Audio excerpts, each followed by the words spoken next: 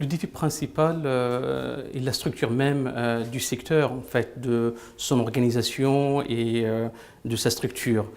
C'est un secteur qui est assez fragmenté. La responsabilité, en fait, est diluée, partagée entre différents acteurs.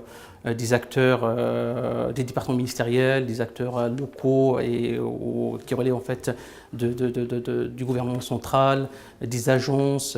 Donc la prise de décision est très compliquée. Et chaque fois qu'on veut réformer, en fait, il y a besoin de consensus.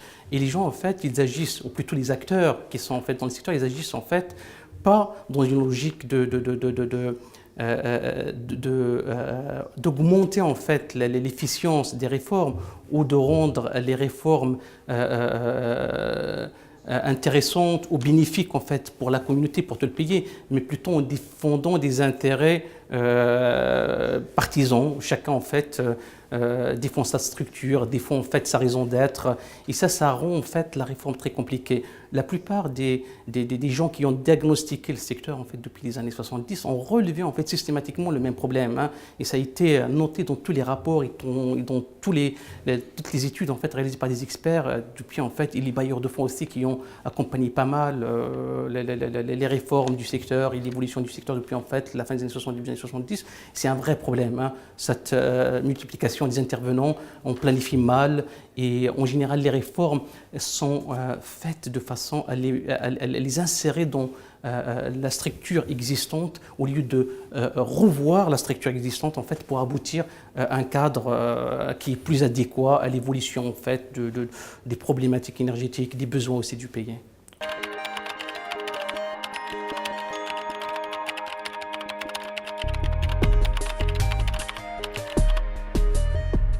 Le secteur privé, ou plutôt j'ai envie de dire, cette question rejoint un petit peu la première. Hein. Répondre à la première permettra forcément en fait, de donner en fait, ou d'amener les bonnes réponses à la deuxième question. Le secteur privé en général a tendance à assigner le niveau de retour sur un investissement qui est requis en fait, pour le niveau de risque qui est pris. Hein. Que ce soit à moyen terme, long terme, etc. Donc on a besoin de transparence, on a besoin en fait de clarté, on a besoin en fait de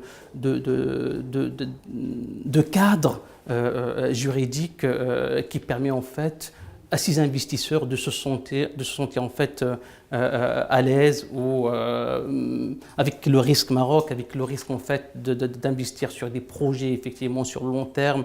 Et avec en fait aussi des retours sur investissement qui sont gagnants-gagnants, parce que des projets on peut les faire, le secteur privé peut prendre des risques en demandant en fait des rétributions ou des retours sur investissement qui sont exorbitants et qui impactent après le coût de ces infrastructures sur la communauté. Donc cette question est assez liée en fait à la première question. Clarifier en fait le cadre va sûrement en fait inciter le secteur privé en fait à faire davantage, hein, investir davantage.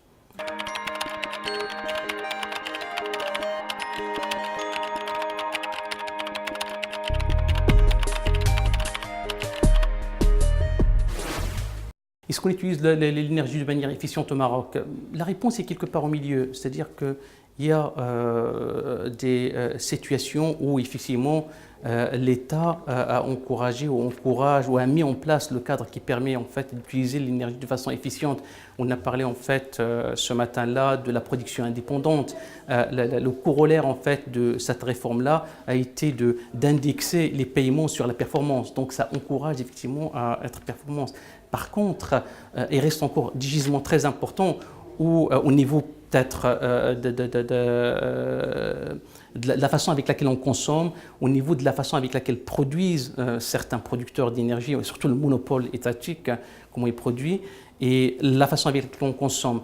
Et il y a sûrement besoin davantage d'actions pour encourager les gens à investir dans l'efficacité énergétique. En fait, chaque quantité d'énergie qu'on évite en fait d'utiliser, c'est gagné en fait au niveau macro pour tout le pays, et c'est moins de dépenses et moins d'efforts en fait de subventions aussi pour l'État et pour les utilities en fait qui sont dans le secteur.